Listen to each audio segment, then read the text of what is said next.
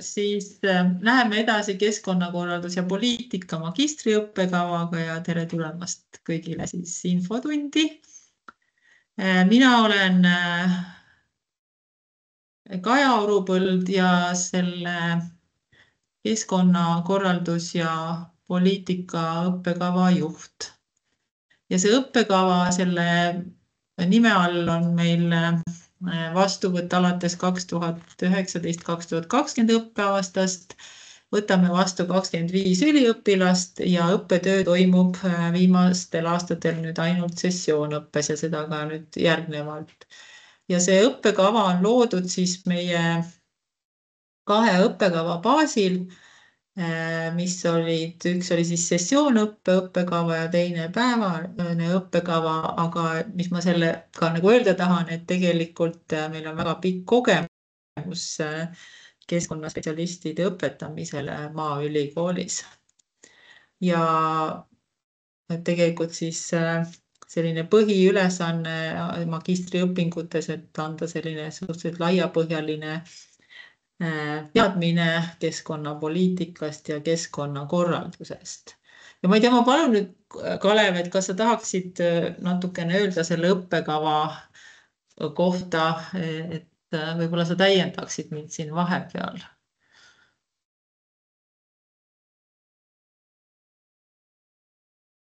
Ei ole kuulda sind. Nüüd on kuulda. Nüüd on hästi. Et jah, tere päevast. Et meil on tegelikult umbes ligi 30-aastane praktika, et me olime üks esimesi ülikooli, kus hakati õpetama keskkonnavaldkonna õppekavasid ja meil oli pikka aega paralleelselt, alustel üks õppekava ja siis 2005 tuli juurde linna tööstusmaastike korraldus ja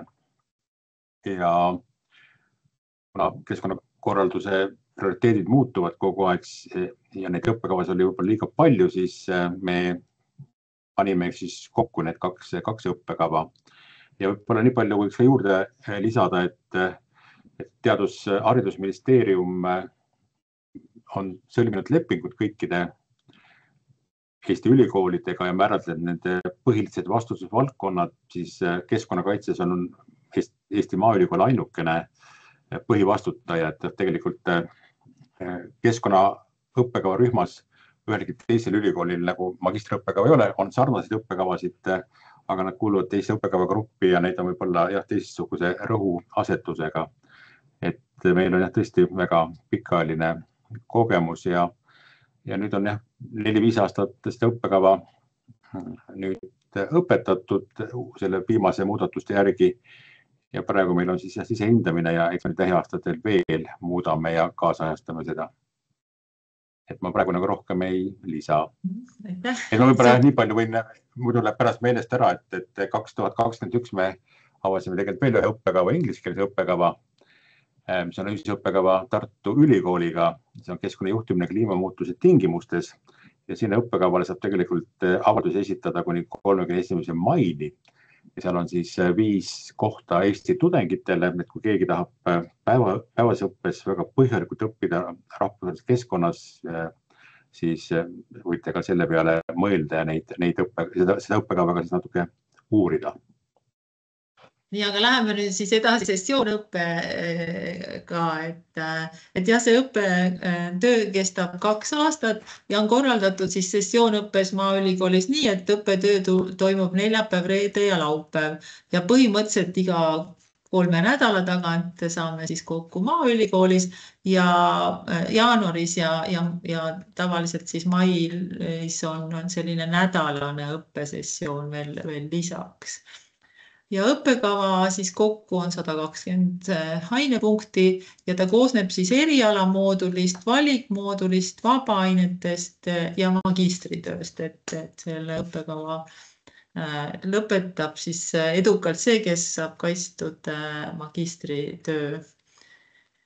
Et need üliõpilased, kes meil õppima asuvad, on väga erineva taustaga, et põhimõtteliselt on kindlasti see nimekiri ei ole lõplik, aga mõned väljavõtted tegin, et tuua siis näiteid, et meil tõesti on neid üliõpilasi, kes on õppinud meie enda keskkonnakaitset või siis Maaülikoolis loodusturismi või ka aiandust või maastikuarhitektuuri, aga on Tartu Ülikoolist, Tallinna Ülikoolist, TalTechist, Tallinna Tehnikakõrgkoolist või siis on veel näiteid ka mujalt, et väga erinev selline, väga erinevad õpingud on tudengitel. Nüüd natuke võib-olla siis õppekava juurde selgituseks, et mida me siis õpetame, et siin võib-olla üldiselt võiks nagu näha olla, et ma kõiki siin ette rääkima ei hakka, aga see õppekava erialamoodul on meil praegu siis see 71 ainepunkti, mis on kohustuslik ja seal on siis erinevad plokid, et keskkonnakorralduse ja poliitika plokk. No seal on nagu olulised teemad võib-olla, eks, et keskkonnakorraldus ja poliitika Euroopa Liidus või siis Eestis, aga kindlasti ka väga tähtis see meie õppekavas on selline kaasamise ja osaluse teemad keskkonnakorralduses, siis on ruumilise planeerimise teema, keskkonnatehnoloogiad, teadustöö metodoloogiad, kus on siis seal lisaks siis teadustöö sellise metodoloogiale andmeanalüüs, statistika, geoinformaatika ja keskkonnaseire teemad. Ja erialapraktika siis 5 ainepunkti ulatuses. Ja lisaks on siis valikmoodul, et siis on meil terve hulk erinevaid õppeaineid, mille hulgast saab siis valida, et kohustuslik valida 14 EAP-d, aga võib-olla need kohustuslikud ained võib natuke jagada nagu 2 plokki, et ühed on sellised, kus võib-olla saab oma alusteadmisi täiendada ja võib-olla need, kes ei ole õppinud keskkonnakaitset või võib-olla sellise loodusteadusega nii palju kursis ei ole, et saavad valida siin keskkonnaökoloogiat ja võib-olla geoinformaatika esimest kursust või aluseid, et seda baasteadmiste osa täiendada ja omandada, aga võib-olla teine plokk teemasid on just sellised aktuaalsemad teemad, et näiteks droonide kasutamine keskkonnauuringutes või siis looduse hüved ehk siis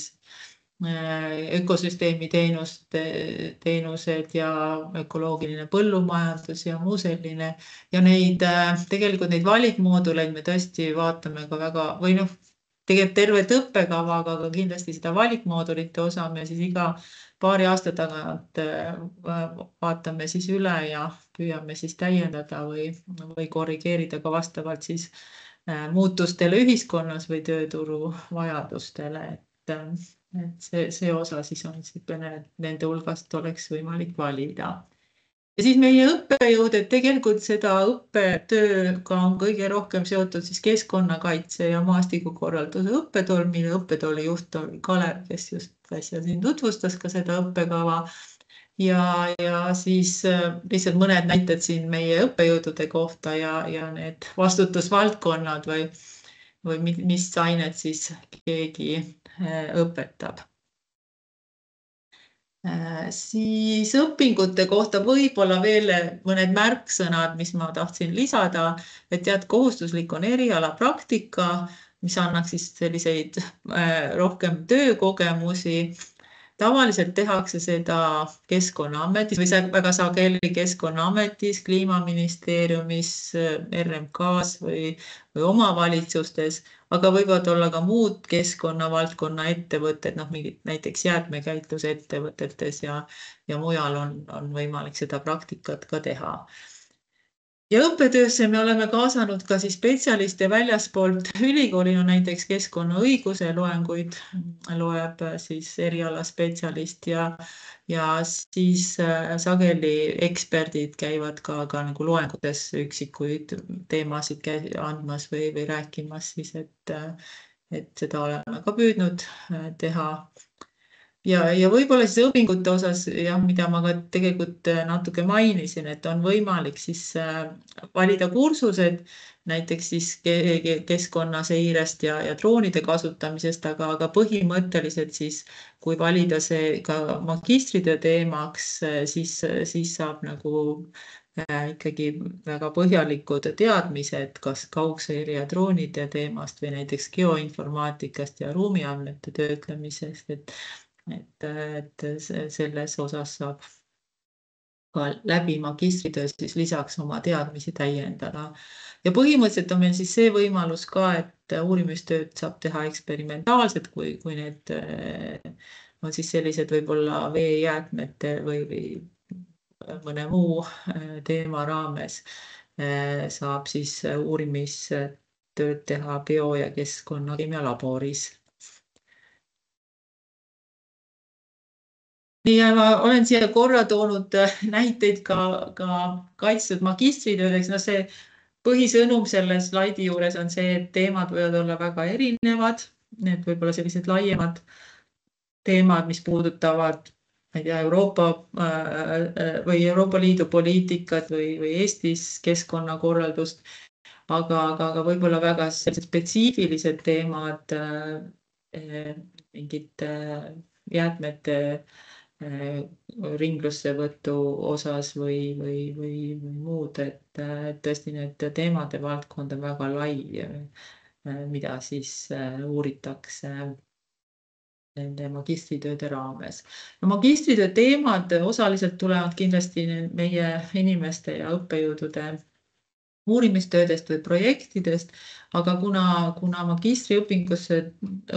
magistrisse tulevad õppima ka inimesed, kes ise juba võib-olla töötavad paljud sellises keskkonna valdkonnas, siis sageli need teemad tõusevad üles või formuleeruvad siis ikkagi ka sellisest praktilisest vajadusest või kogemusest ja inimeste töökogemusest lähtuvalt, et selle tõttu võib-olla see valdkond on ka tõesti magistriõppes veel eriti lai.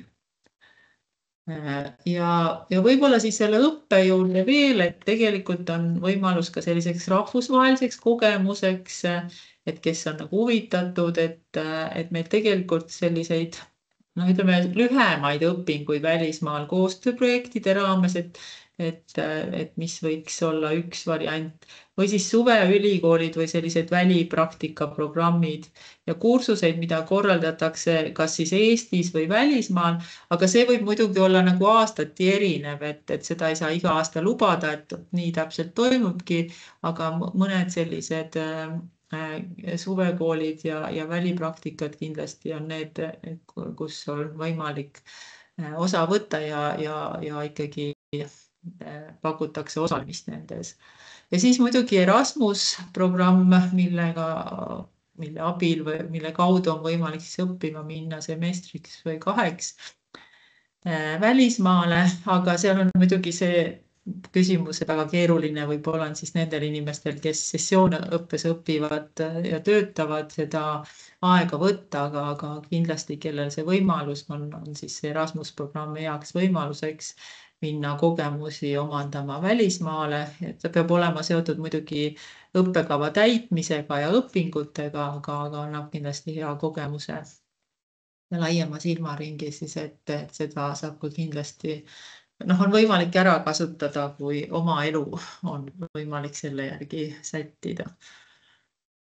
Nii, ja võib-olla siis kuhu edasi, et kui siis õppekava on lõpetatud edukalt ja loodusteaduste magistrikraad käes, et siis me näeme, et meie lõpetajad on tõesti eksperdid ja keskkonnaspetsialistid mitmetes omavalitsustes või riigiametites või muudes ettevõtetes. Ja kindlasti jah, nagu see töökoht on kliimaministeerium või keskkonna või selle allasutused, siis kas Keskkonnaamet või Keskkonnaagentuur või ka mujal siis ministeeriumites või selle allasutustes ja kohalikes omavalitsustes.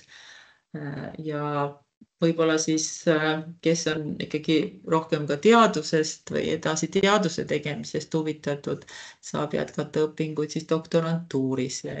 Peamine eriala siin meie instituudis on siis, võiks olla siis pärast keskkonna korralduse ja poliitika magistriõpet, õppida edasi keskkonnateaduse ja rakendusbioloogia doktorantuuris ja doktoritöö kaitsmise järgselt siis võib edasi teadlase või õppejõuna töötada või kindlasti on see kindlasti ka üks hea võimalus edasi karjääri teha mujal siis ettevõtetes või asutustes keskkonna valdkonnas. Nii, ja ma ei tea, et kas on äkki küsimusi enne, kui ma siis sisseastumise juurde jõuan juba ringiga tagasi, et kuidas peaks sisse astuma, et kas on kellelgi äkki küsimusi tekkinud?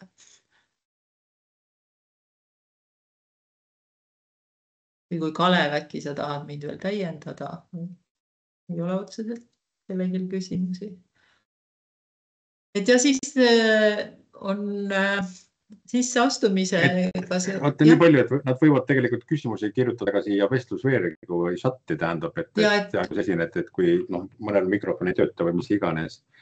Et jah, selle lõputööde osas ma just tahan rõhutada, et ideaalis muidugi tuleb see tööteema mõne inimese grandist, aga me oleme olnud väga paindlikud ja on koostatud väga häid töid just inimese töökohaandmete põhjal, et see on ka võimalus tähendab, et kui keegi töötab Keskkonnaametis või kunagi väga töö Eesti Energia õhureostusest, et see on ka alati võimalik teha midagi oma töö jaoks just.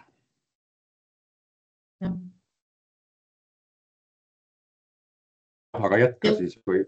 Ja just, et ma võib-olla selle magistritööga seoses, et sageli on nad siis ka sellised tõesti nagu praktilise väärtusega, et mingi küsimus on vaja, mingi uurimisküsimus on vaja lahendada ja need magistritööd siis sellise praktilise väärtusega nende tulemus. Aga sisseastumise osas siis jah, et tegelikult tingimused, bakalaureusekraad või sellele vastav kvalifikatsioon ehk siis rakenduskõrgharidus ja tegelikult siis eelmise õppeastme keskmine hinne annab punkte ja vastuvõtukatse ehk tegelikult vestlus on meil see katse. Ja see vestlus põhimõtteliselt on võimalik asendada eelmise õppeastme lõputöö või lõpueksami hindega ja seal on teatud tingimused, et need, kes on õppinud Eesti Maaülikoolis, saavad seda taodelda, siis kes on Tartu Ülikoolis keskkonnatehnoloogia õppekaval või Tallinna Tehnika kõrgkoolis keskkonnatehnoloogia keskkonnajuhtimise õppekaval või mõnes teises Eesti kõrgkoolis bio- ja keskkonnateaduste või füüsikaliste loodusteaduste õppekava grupi õppekavasid, põhimõtteliselt, kelle õpingud on seotud siis kas loodusteaduste või keskkonnaga, et need on tegelikult siis vastuvõtukatsest vabastatud ja nad saavad oma punktid sisseastumisel siis oma lõputöö, bakalaureuse lõputöö või bakalaureuse lõpueksami järgi. Aga seda saab siis tegelikult valida või nagu öelda, et kui on õigus vabastuseks, et seda saab märkida siis sisseastumisel.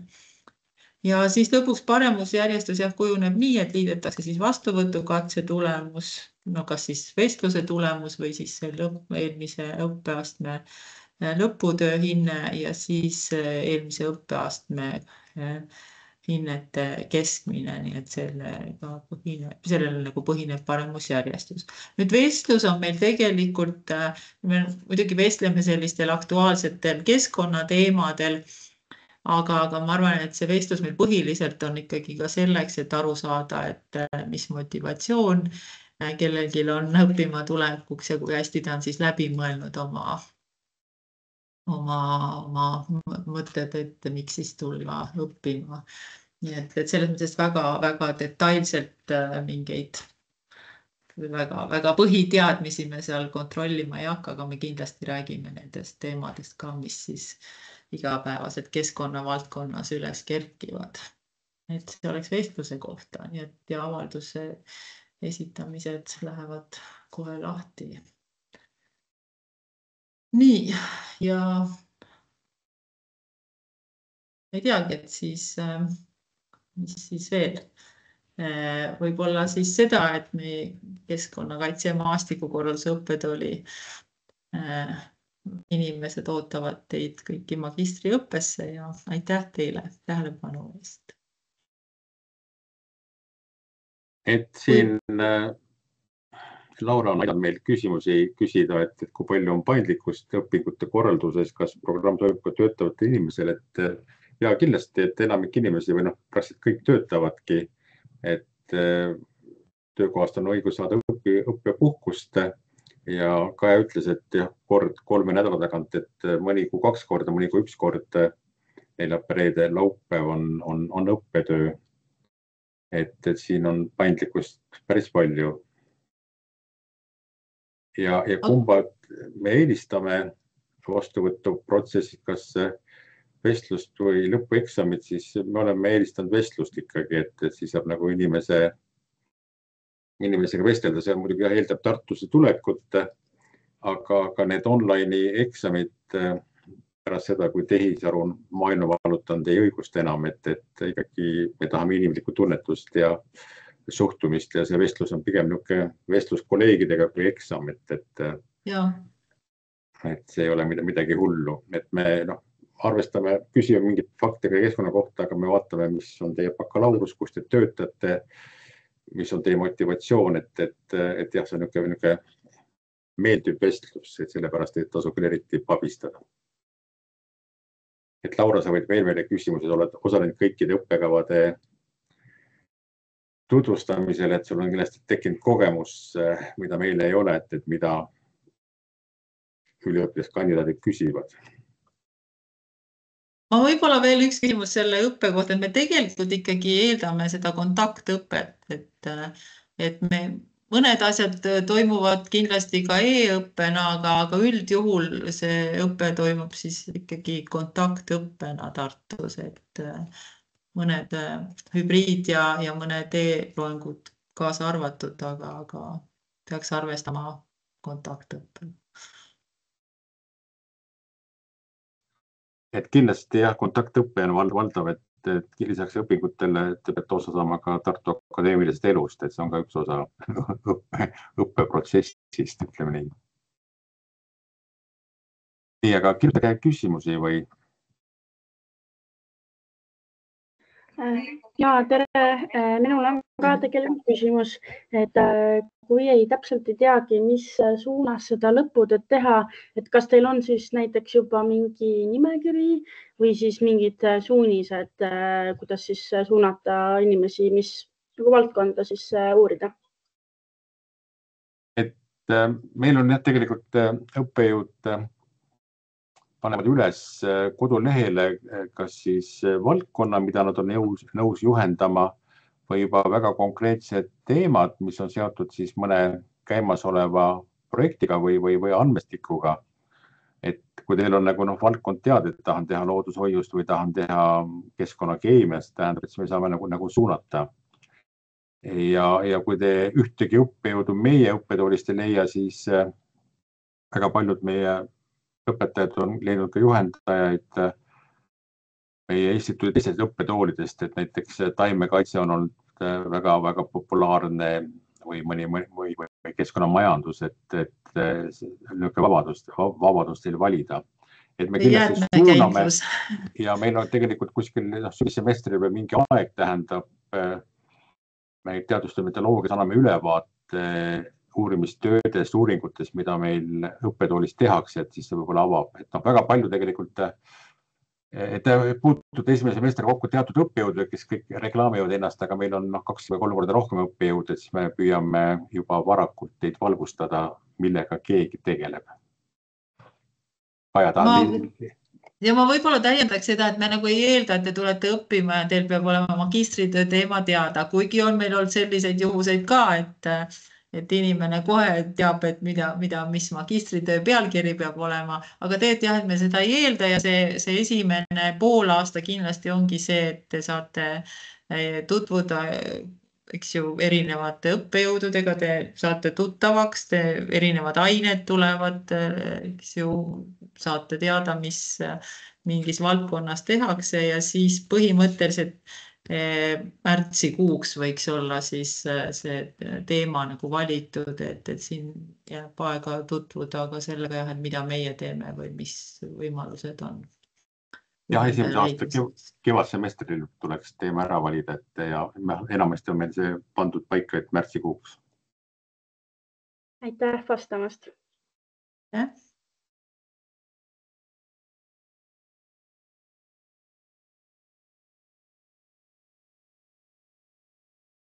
Helen kirjutab pikka kirja, et vaata, mis tuleb.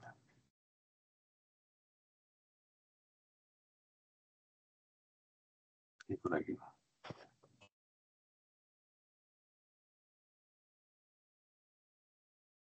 Nii, kas teil on veel küsimusi?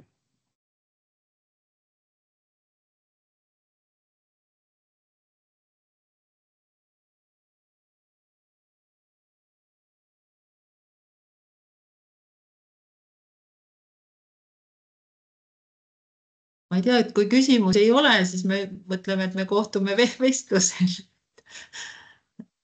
No vestlusel sel juhul, kui ei ole nagu meie poolt välja toodud eriala lõpetanud, et me kohtume vestlusel juba ainult kolmandiku inimestega, et enamik tulevad otse, eks ole. Aga ma ei tea, Helen kirjutab, kas ta nüüd kirjutab, aga ei tule mingit teksti.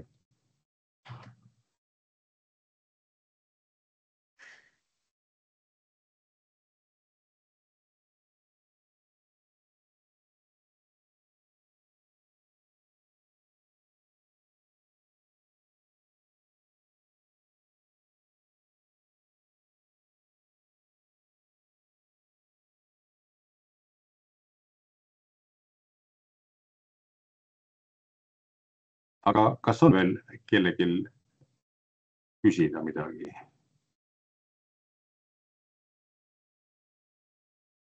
Et kui ei ole, siis meil on meeldiv võimalus teid tänada osalemise eest ja loodame teid näha septembrikuus või näha juba juulikuus vestlusel, eks ole. Kaja õppekava juht, ütle midagi.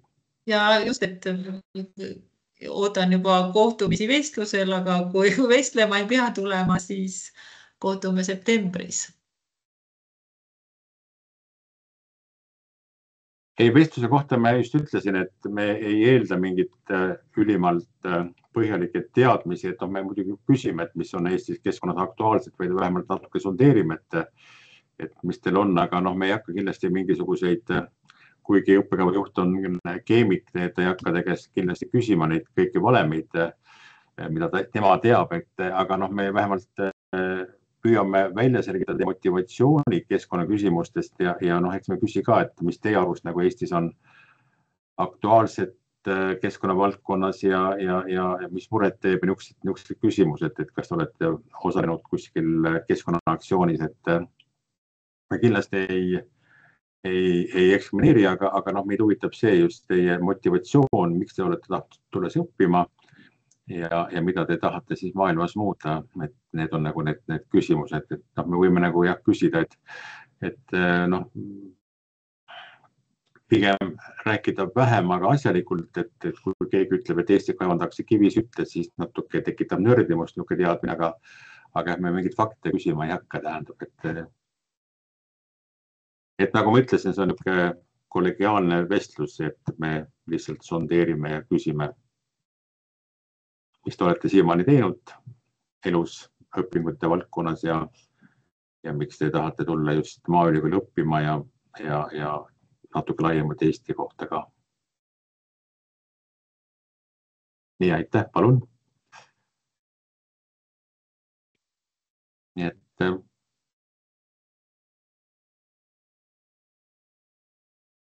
jah, ma tahan just rõhutada seda, et tõesti, et me võtame vastu kõik õppima ja meil on mõni kursus, mis eeldusainet, eks ole, meil on geogramaatika 2, aga te saate võtta valiku vaba ainena geogramaatika 1, te saate järje peale, sest tänapäeval on see paratamatus väga oluline oskus, et oskate digitaalseid andmebaase kasutada ja digitaalseid kaarte, ruumiandmeid analüüsida ja samamoodi, kui puudub, võib-olla ei ole varasemad õpingut nii palju andnud ökoloogilisi teadmisi, siis meil on ka selline väga üldine fundamentaalne kursus keskkonnaökoloogiast ja seal saab ka nagu parema maailmapildi looduse toimimisest, et ei tasu karta, et kui haridus on õiguses või majanduses või mingis muus valdkonnas, kus keskkonnaküsimusi või ökoloogiat väga palju pole käsitletud, et siin on sellised